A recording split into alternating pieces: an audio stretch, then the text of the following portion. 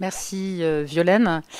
Alors en effet, dans ce moment qui va être un peu solennel, je vais reprendre essentiellement ma casquette de parlementaire pour vous redire à quel point le contexte que vivent et que vous vivez tous, contexte surréaliste depuis le début de cette crise, depuis février-mars 2020, avec Violaine Guérin parlait de la souffrance psychique de nos confrères, mais les citoyens aujourd'hui vont mal, quel que soit l'âge, quelles que soient les filières professionnelles, les restaurateurs, les barman, les gens, les artistes des filières du vivant, les étudiants, toute cette jeunesse aujourd'hui qui n'a pas accès aux universités. Et on a appris récemment que les universités resteraient fermées en présentiel jusqu'en juin.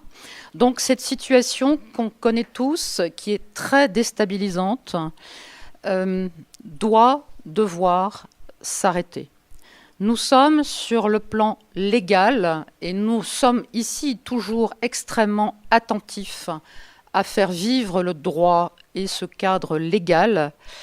Sur le plan de la législation, je vous le rappelle, depuis le 23 mars 2020, nous fonctionnons en France sous un régime d'exception, le régime de l'état d'urgence sanitaire, qui a glissé tout doucement avec tous ces épisodes itératifs de confinement, de déconfinement, de couvre-feu à horaires variables, d'autorisation de déplacement et j'en passe, véritablement vers un état d'urgence sécuritaire.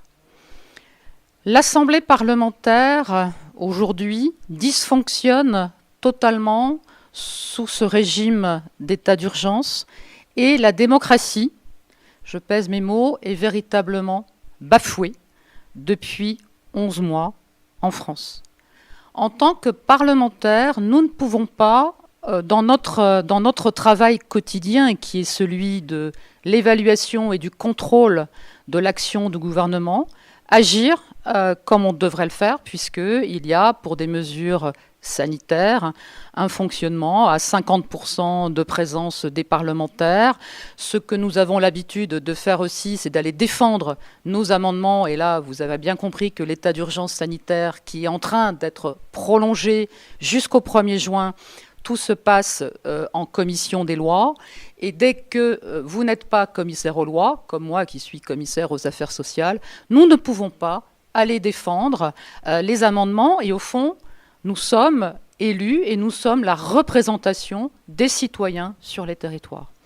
Donc aujourd'hui, j'aimerais faire un appel véritablement très solennel vis-à-vis de mes collègues parlementaires, de tous mes collègues parlementaires, de façon transpartisane, quelle que soit la couleur, quel que soit le groupe politique, pour une motion de censure, article 49.2 du gouvernement.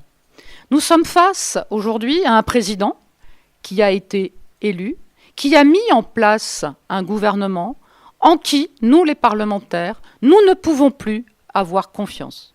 Depuis 1 an environ maintenant, nous avons le même ministre de la Santé qui délègue très largement, trop largement, à la haute administration qui l'accompagne dans des prises de décision pour éclairer le Premier ministre et le gouvernement, tout cela se passant dans un conseil de défense particulièrement, en tout cas secret, rien ne transparaît. Là aussi, est-ce que dans une démocratie, on doit diriger un pays par le biais d'un conseil de défense?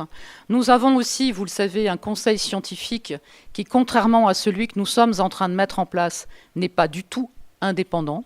Et c'est cela, véritablement, qu'il y a urgence à remettre complètement sur la table. Donc cet appel très solennel permettrait enfin de retrouver un fonctionnement parlementaire digne, décent de notre démocratie.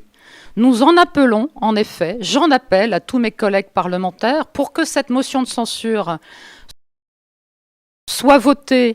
Nous devons être 58 parlementaires pour demander cette motion de censure et qu'ensuite la majorité le vote. Je crois que les Français, aujourd'hui, attendent réellement d'un gouvernement qu'il prenne des décisions différentes. Tout ce qui a été fait depuis 11 mois, on le voit, entraîne une catastrophe économique et sociale de notre pays. Il est plus qu'urgent que cela cesse, il est plus qu'urgent que les parlementaires puissent à nouveau faire confiance dans ce gouvernement qui doit, lui, être responsable devant le Parlement. On nous fait croire qu'il y a des débats. Monsieur le Premier ministre Jean Castex est revenu préciser avant-hier qu'il y aurait des débats. Non, les quelques débats qui sont aujourd'hui à l'Assemblée nationale, c'est un monologue du Premier ministre. Selon l'article 50-1, nous sommes invités à voter après, nous parlementaires, mais ce vote ne s'impose pas au gouvernement.